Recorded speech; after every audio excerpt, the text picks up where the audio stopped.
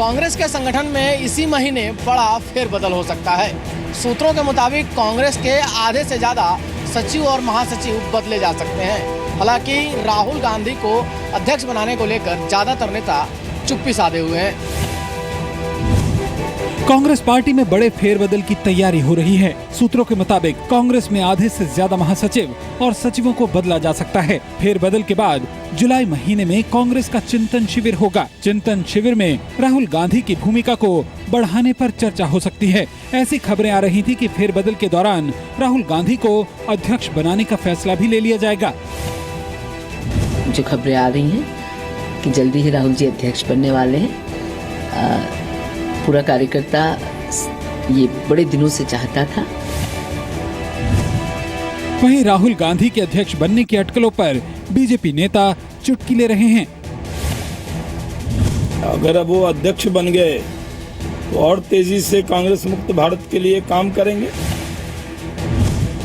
केंद्रीय मंत्री महेश शर्मा ने कहा कि कांग्रेस डूबती नैया है।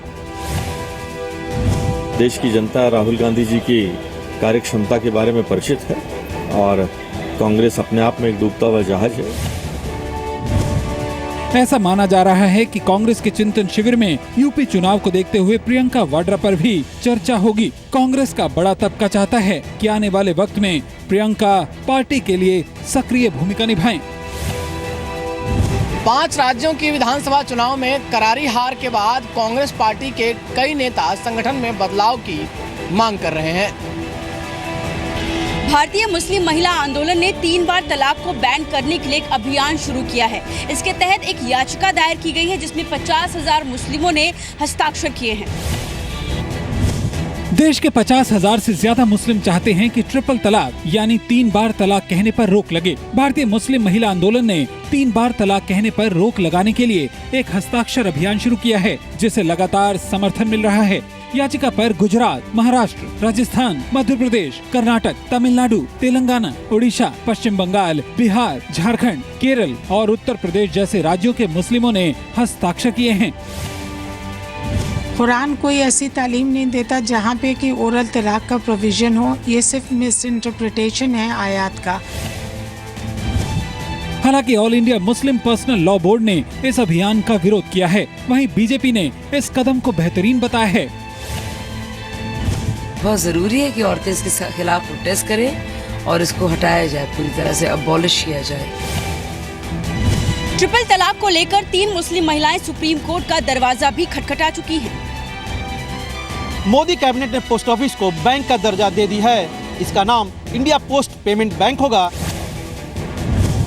अब बैंक जाने के लिए आपको गांव से कस्बों और नगरों में जाना नहीं पड़ेगा, क्योंकि आपका पोस्ट ऑफिस अब बैंक बनने जा रहा है। मोदी कैबिनेट की बैठक में आज पोस्ट ऑफिस को बैंक दर्जा देने की मंजूरी दे दी गई। यानी पोस्ट ऑफिस का नया नाम अब इंडियन पोस्ट पेमेंट बैंक होगा, जिसकी शुरुआत अगले साल 1 मार्च 2017 से होगी। रिजर्व बैंक ऑफ इंडिया ने डाक विभाग को बैंक खोलने के लिए पेमेंट बैंक का लाइसेंस भी दे दिया है। पोस्ट ऑफिस की शक्ल बदलने के बाद अब बैंक की तरह रोजाना लेन देन का काम भी किया जा सकेगा। Now, postal core banking linkage is bigger than the state bank.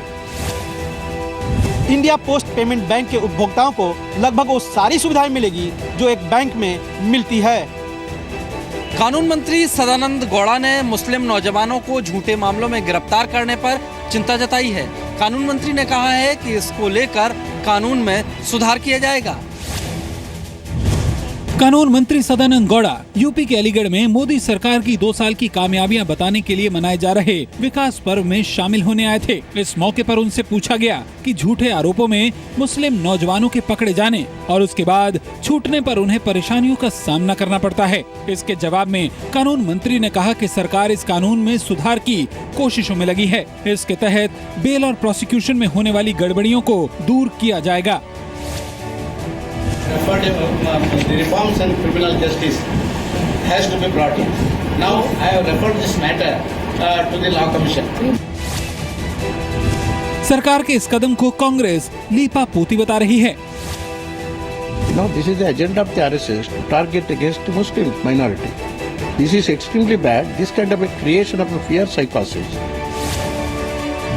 इसी को लेकर कुछ दिन पहले केंद्रीय गृह मंत्री राजनाथ सिंह ने भी कहा था कि सरकार टेरर इन्वेस्टिगेशन के लिए एक प्रक्रिया को तय करने जा रही है। अफ्रीकी नागरिकों पर हुए हमलों के बीच गोवा के मुख्यमंत्री लक्ष्मीकांत पार्सेकर ने राज्य में रह रहे नाइजीरिया के लोगों पर सवाल उठाए हैं। इस मुद्दे पर राजनीति गर्मा गई है। गोवा के सीएम ने दावा किया था कि राज्य के लोग नाइजीरिया के नागरिकों के बर्ताव से खुश नहीं हैं और अक्सर इसको लेकर शिकायतें मिलती रहती हैं। Police were tracking him, and I have heard that he was arrested. He has been in the custody of Maharashtra police. Goa के सीएम के इस बयान को लेकर विपक्ष ने सवाल उठाए हैं। तो दुनिया में जिसका ढिढोरा पीटते थे मोदी जी की बहुत हम विदेश में नाम कमाए हैं, तो ये सब उस सब नाम को डुबो देगा। सोमवार को गोवा में नाइजीरिया के नागरिक पर चाकू की नोक पर महिला के साथ रेप का आरोप लगा था। इस घटना के बाद से गोवा में नाइजीरिया के लोगों के खिलाफ गुस्सा बढ़ गया है। इससे पहले गोवा के पर्यटन मंत्री दिलीप पारुलेकर भी नाइजीरियाई लोगों को राज्य के लिए समस्या बता चुके हैं। आज से सर्विस टैक्स बढ़ने के साथ ही लोगों पर महंगाई की मार पड़नी शुरू हो गई है। 0.5% सर्विस टैक्स के बढ़ने से अब लगभग हर चीज पर ज्यादा कीमत चुकानी होगी।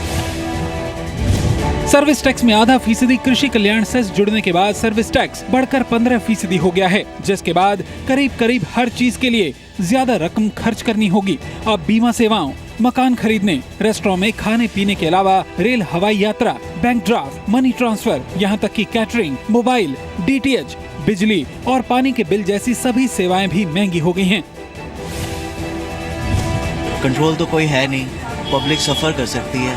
पॉकेट पे बिल्कुल फर्क पड़ रहा है ऑब्वियसली, लेकिन हमने उस तरह से बफर बना के रखा है। वी हैव नेवर अज्यूम कि मतलब प्राइसेस कम होंगे। महंगाई की मार के साथ बगैर सब्सिडी वाले सिलेंडर और पेट्रोल डीजल की कीमतें भी बढ़ने से लोग नाराज हैं। सर्विस टैक्स वगैरह कैलकुलेट करने के बाद भी पेट्रोल का रेट एटलीस्ट 40 रुपीज होना चाहिए, but I don't know how it reach to 65 rupees. Kanpur में लोगों ने सिलेंडर और स्कूटर सड़क पर रखकर प्रदर्शन किया। वहीं कांग्रेस ने भी सरकार के फैसले पर सवाल उठाए। सब पर अतिरिक्त कर का बोझ डल जाएगा, क्या यही अच्छे दिन हैं? दिल्ली एंटी करप्शन ब्रांच ने दिल्ली सरकार की app based premium bus service की जांच के आदेश दे दिए हैं। ये योजना आज से लागू होनी थी। एसीबी चीफ एमके मीणा ने इस सर्विस की जांच के आदेश दिए हैं। एसीबी अब एलजी के नोटिफिकेशन जारी करने के पहले ही app based premium bus service शुरू करने के दिल्ली सरकार के फैसले की जांच करेगी। दिल्ली सरकार बिना इजाजत सर्विस लॉन्च करने की तैयारी कर रही थी और आरोप ये है कि इसके लिए एक खास कंपनी को फायदा पहुंचाने की तैयारी है। कंप्लेंट मिलते ही इसमें हमने इंक्वायरी शुरू कर दी है और जांच जारी है। सारे के सारे डॉक्यूमेंट लिए जाएंगे। गुवाहाटी के रहने वाले सरफराज हुसैन ने असम बोर्ड की 10वीं की परीक्षा में टॉप किया है। खास बात यह है कि सरफराज ने ये कारनामा आरएसएस की मदद से चलने वाले स्कूल में पढ़कर किया। सरफराज हुसैन के लिए ये जश्न खास है। आखिर हो भी क्यों न, सरफराज ने असम बोर्ड की 10वीं के एग्जाम्स में 600 में से 590 अंक हासिल कर राज्य में टॉप किया है। हालांकि एक बात ये भी है कि वो गुवाहाटी में आरएसएस की मदद से चलने वाले स्कूल विद्या भारती के शंकर देव शिशु निकेतन का स्टूडेंट है।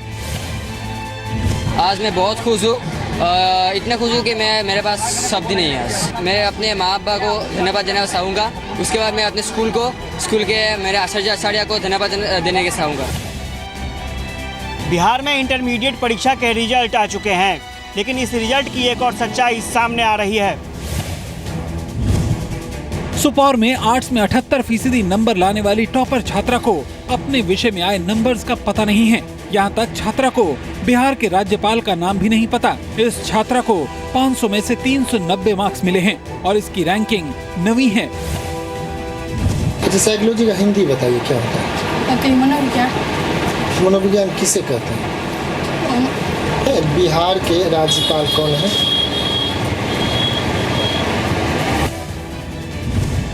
मामला सामने आने के बाद अब बिहार स्कूल एग्जाम कमेटी ने इंटर टॉपर्स का इंटरव्यू लेने का फैसला किया है। यही नहीं, बोर्ड की तरफ से ये भी कहा गया है कि इसमें फेल होने वाले छात्रों के खिलाफ कार्रवाई की जाएगी।